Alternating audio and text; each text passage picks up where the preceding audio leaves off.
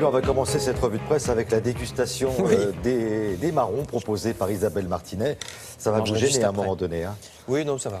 J'y arriverai. Bon, il y a encore il y a des journaux aujourd'hui. Il y en a peu, mais il y a leur site internet, oui. Parce que vous savez bien qu'hier, les journaux ont fait le bilan de 2014. Alors aujourd'hui, dans leur site internet, ils parlent de l'avenir.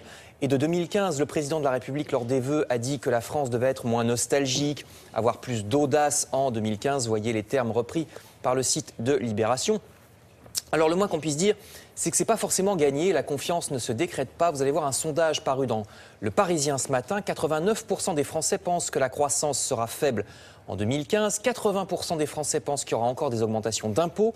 Alors ça, c'est leur crainte. Du point de vue de ce qu'ils souhaitent, c'est amusant parce qu'ils ne souhaitent pas la même chose selon qu'ils sont de droite ou de gauche.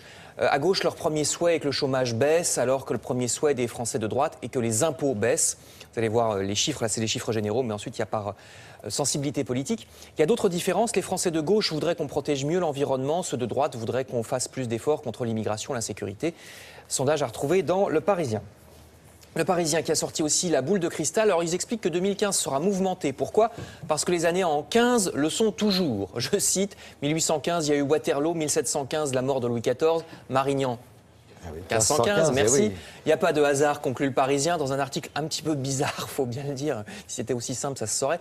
Plus sérieusement, Le Monde ou Les Échos font la liste des dossiers à surveiller en cette année qui commence. Déjà l'Europe, que les citoyens risquent de contester de plus en plus. Il y a des élections en Grèce, en Espagne, au Portugal, qui risquent de remettre en cause les politiques de Bruxelles en matière de finances ou d'ultralibéralisme. Et bien sûr, il y a les grands dossiers internationaux que va donner la crise en Russie et en Ukraine, comment le terrorisme au Moyen-Orient va évoluer. Vous allez voir des photos de Vladimir Poutine ou des terroristes de l'État islamique. Et puis la troisième photo, là en haut, c'est un dossier dont on parle moins, mais qu'il va falloir aussi surveiller, c'est le pape. Révolution en ce moment au Vatican. Le pape veut que l'Église s'ouvre davantage aux divorcés, aux homosexuels. Il a même traité les religieux du Vatican, je cite, de fossiles et de narcissiques avec un cœur de pierre. Il y va, le pape François. Certains se demandent même s'il ne risque pas un attentat, tellement il veut secouer l'Église, à surveiller donc le Vatican, nous dit le journal Le Monde. Et puis en 2015, comment l'épidémie d'Ebola va-t-elle tourner ? Pas mal d'articles nous rappellent que c'est loin d'être terminé. Vous allez voir les sites web de la Tribune ou de la Dépêche du Midi. Il y a de nouveaux foyers de l'épidémie en Sierra Leone. Les journaux parlent aussi de la responsabilité des États africains ou des institutions internationales. Est-ce qu'on fait bien tout ce qu'il fallait ? Enfin, je termine avec une histoire édifiante et morale, un espoir. Est-ce que 2015 sera une année enfin plus morale ? Il s'agit de la marque de vêtements Abercrombie & Fitch. Vous connaissez peut-être, ils ont fait beaucoup parler d'eux pour leur côté justement complètement immoral et parfois crapuleux. C'est le patron qui disait « Je ne mets que des employés jeunes et beaux dans mes magasins parce que je ne veux que des clients riches et beaux. Les autres ne m'intéressent pas », fin de citation.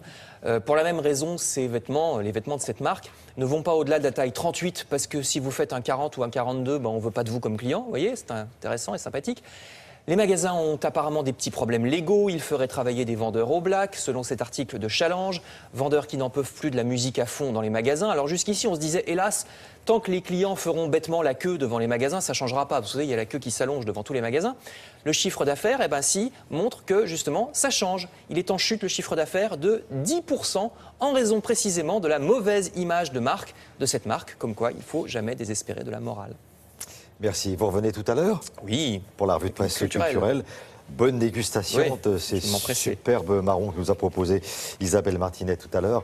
Et ce que va nous proposer Emma Adiaï, ça c'est pas mal non plus. En ce premier jour de l'année, vous ne pouvez pas passer à côté des vœux, des traditionnels vœux. Eh bien avec Emma et notre partenaire Lina, nous allons vous souhaiter une bonne année, mais à travers quelques personnalités françaises qui ont marqué